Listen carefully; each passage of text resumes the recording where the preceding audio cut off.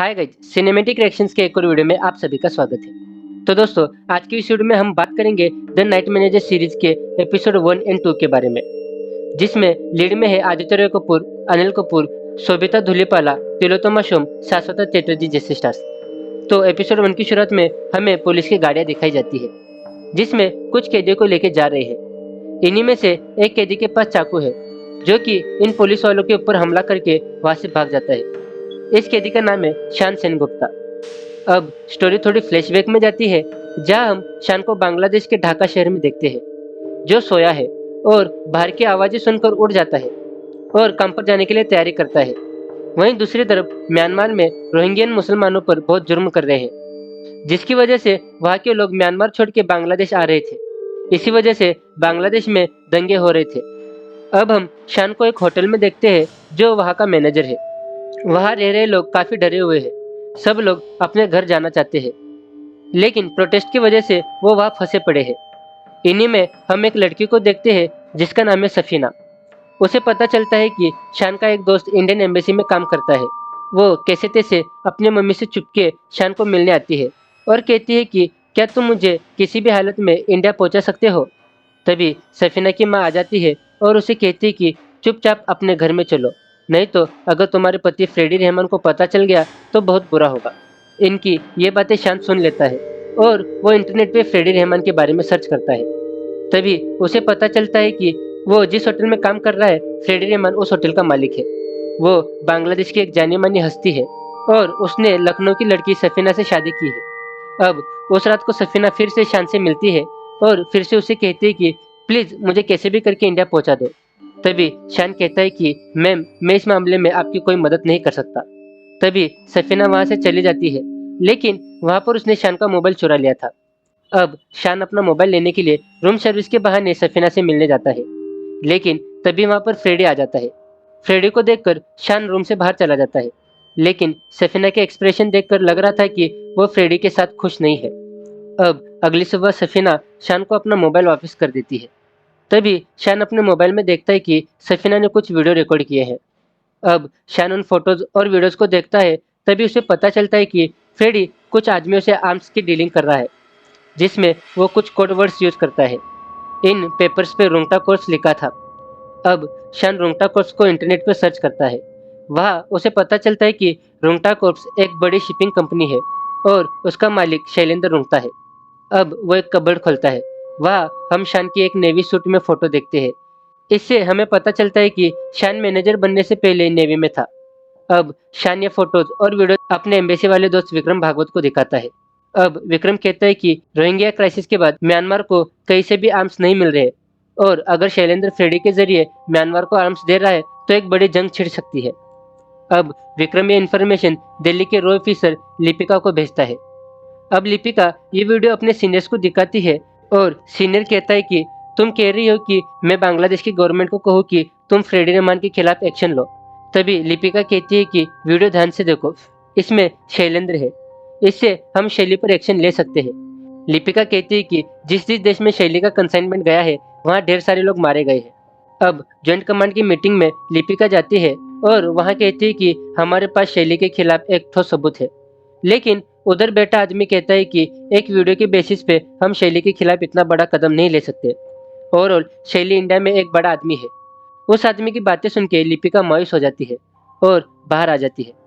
यह हम देख सकते हैं कि एक ब्लैक गाड़ी लिपिका को फॉलो कर रही है। अब हम फ्रेडी को देखते हैं, जिसे पता चल गया था कि उसकी वीडियो लीक हो गई है और वो बहुत गुस्से में है और वो मोबाइल पर किसी से बात कर रहा है, जो उसे कहता है कि सफीना को मार डालो। अब शान को पता चल जाता है कि सफीना की जान खतरे में है और वो सफीना के रूम में कॉल करके सफीना को वहां से भागने को बोलता है। सफीना एक सेफ रास्ते से होटल से बाहर आ जाती है। सफीना के गायब हो जाने की वजह से फ्रेडी गुस्से से तिलमिला उठता है। अब वीडियो की इन्फॉर्मेशन फ्रेडी को पता कैसे चली, ये जानने के लिए शान विक्रम के पास जाता है। उसे लगता है कि विक्रम ने वीडियो लीक की है। अब विक्रम लिपिका को कॉल करके पूछता है कि किसने वीडियो लीक की है। तभी लिपिका कहती है कि मुझे पता नहीं। तभी शान उसे बताता है कि अपना इन्फॉर्मर एक लड़की है।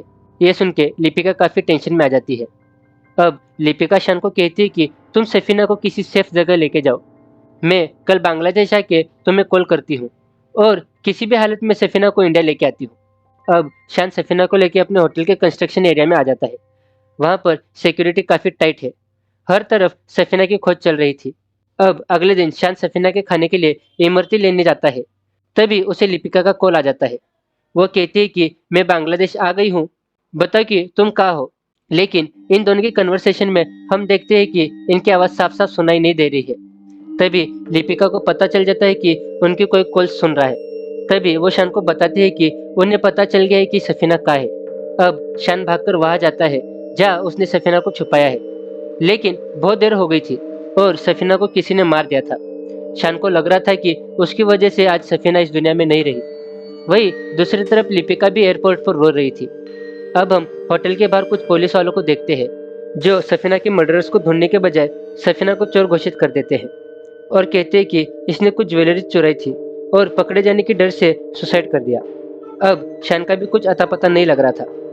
इसके बाद स्टोरी 2 साल का गैप लेती है और हमें शिमला दिखाया जाता है जहाँ हम शान को देखते हैं और उसे सफीना की डेथ के नाइटमेयर्स आते हैं। शान शिमला में भी एक होटल में नाइट मैनेजर का काम कर रहा है। एक दिन जब वो होटल में जाता है तभी उसे वहाँ पर काम करने वाला आदमी कहता है कि आज हमारे होटल में एक वीआईपी आदमी आने वाले हैं जिनका नाम है शैलेंद्र रुंगटा। ये सुन के शान को सफीना की याद आ जाती है। वो आदमी शान को एक पार्सल देता है और कहता है कि शैलेंद्र रुंगटा को दे देना। अब हम शैलेंद्र को देखते हैं जो अपने पार्टनर्स और गर्लफ्रेंड के साथ होटल में एंटर करता है। अब यहाँ शान शैलेंद्र को अपना परिचय देता है और इसी के साथ ये एपिसोड यहाँ पर खत्म हो जाता है। अब सेकंड एपिसोड में शैली के साथ ब्रिजपाल है जो लड़कियों से ज़्यादा लड़कों में इंटरेस्ट रखता है और वो शैली का बिजनेस पार्टनर था। अब शैली शान से पूछता है कि पुराना वाला मैनेजर कहाँ है और तुम इससे पहले कहाँ काम करते थे। तभी शान कुछ होटलों का नाम बताता है लेकिन ढाका वाले होटल का नाम नहीं लेता। लेकिन शैली यहाँ कहता है कि मैंने तुम्हारा नाम कहीं सुना है। अब शान शैली को उसका रूम दिखाता है। वह शैली विजय को कहता है कि अपने पुराने सिम कार्ड फेंक दो और नए वाले यूज करो। तभी विजय शान को कहता है कि हमारे कुछ पार्सल्स आने वाले हैं, उन्हें ले लेना। यहाँ हम देखते हैं कि शैली अपने सिम को एक शैंपेन की बोतल में डाल देता है। अब हम शान को देखते हैं जो विजय ने बोले पार्सल्स को खोलता है और उन नए सिम कार्ड्स के नंबर एक कागज पर लिख लेता है और रिसेप्शनिस्ट से कहता है कि ये शैलेंद्र रुंगटा को दे दो और उनके घर की सफाई कर देना। अब शान कचरे में से उस शैंपेन की बोतल को ढूंढता है जिसमें शैली ने सिम कार्ड्स डाले थे और उस बोतल में से उन सिम को निकाल कर अपने पास रखता है। अब हम शान को सीसीटीवी रूम के अंदर देखते हैं जहाँ नीलेश काम कर रहा है। लेकिन उसे अपने माँ के चेकअप के लिए थोड़ी देर की छुट्टी चाहिए थी, इसलिए शान उसे जाने के लिए कहता है। तभी शान सीसीटीवी फुटेज चेक करता है और उसे पता चलता है कि शैली को कोई मिलने आया है। इसका मतलब शैली कुछ बड़ा प्लान कर रहा है। अब शान इस वीडियो की फुटेज को कॉपी कर लेता है और उसे घर पर जाके देखता है। यहाँ पर वो लिपिका का नंबर डायल करता है लेकिन कुछ सोचता है और कॉल नहीं करता। अब अगले दिन शैली फिर से शान को पूछता है कि इससे पहले तुम कहाँ काम करते थे। यहाँ फिर शान उन्हीं होटल के नाम लेता है जो उसने पहले बताए थे, मगर शैली कहता है कि इससे भी पहले कहाँ थे, मतलब नाइट मैनेजर बनने से पहले कहाँ थे। तुम्हारे चलने और बोलने के स्टाइल से लगता है कि तुम पहले मिलिट्री में रह चुके हो। शान यहाँ शैली को कहता है कि मैं पहले नेवी में लेफ्टिनेंट था। यहाँ शान को पता चलता है कि शैली किसी भी आदमी को जान लेता है। अब शैली होटल से जाने वाला होता है तभी शान उसे गुड बाय कहता है। वहाँ पर शैली अपना जैकेट शान को एज ए गिफ्ट दे देता है। अब सीन दिल्ली में दिखाया जाता है जहाँ हम लिपिका को देखते हैं जिसे ढाका के घटना के बाद अकाउंट का डिपार्टमेंट दे दिया जाता है। यहाँ उसके साथ सारंग नाम का आदमी भी है। यहाँ लिपिका को एक पार्सल मिलता है जिसमें शैली के सारे डॉक्यूमेंट्स, पुराने सिम कार्ड्स और नए सिम कार्ड्स के नंबर थे। अब अगले सीन में हम लिपिका को शिमला के होटल में देखते हैं जहाँ शान काम करता है। यह रिसेप्शनिस्ट को लिपिका कहती है कि मुझे मैरिज रिसेप्शन के लिए आपका होटल देखना है और मेरा नाम है लिपिका साइकिया। ये सुन के शान कहता है कि मैं आपको हमारा होटल दिखाता हूँ। शान लिपिका को एक सेफ जगह पर ले जाता है और गुस्से से कहता है कि मैंने तुम्हें सारी इन्फॉर्मेशन भेज दी थी, तो तुम यहाँ क्यों आई हो। तो लिपिका कहती है कि ढाका के इंसिडेंट के बाद इस केस में कोई इंटरेस्टेड नहीं है सिवाय मेरे और तुम्हारे। अब तुम्हें शैली की टीम में घुसना है और उसकी सारी इन्फॉर्मेशन निकालनी है और तुम ये सब कैसे करोगे इसका पूरा प्लान बना रखा है मैंने, बस तुम्हारे हाँ बोलने का इंतजार है। तभी शान कहता है कि मैं ये नहीं कर सकता। तभी लिपिका कहती है कि तुम एक नेवी ऑफिसर हो और तुम्हारे पिताजी भी एक आर्मी ऑफिसर थे और मुझे लगता है कि तुमसे अच्छा ये काम और कोई नहीं कर सकता। इतना सब कह के लिपिका वहाँ से चली जाती है। बहुत सोचने के बाद शान एक स्पाई बनने के लिए मान जाता है। अब लिपिका दानिश के पास जाती है और अपने प्लान के बारे में बताती है और उसे कहती है कि तुम्हारे पास सारी कंट्री के एजेंट के फंड में से थोड़ा फंड मुझे दे दो क्योंकि मुझे फंड्स चाहिए। दानिश लिपिका को हाँ बोल देता है, लेकिन उसे कहता है कि तुम्हारे ये शान एक ऐसा हथियार है जो तुम्हारे खुद के हाथ में फट सकता है। अब शान सारंग और लिपिका से अपने घर में मिलता है, जहाँ सारंग शान से कहता है कि शैली या शिमला में अपने लॉयर गुरिंदर से मिलने आया था। तभी शान कहता है कि शैली किसी भी आदमी को परख सकता है, वो उसके अंदर झांक सकता है अगर उसने मुझे पकड़ लिया तो।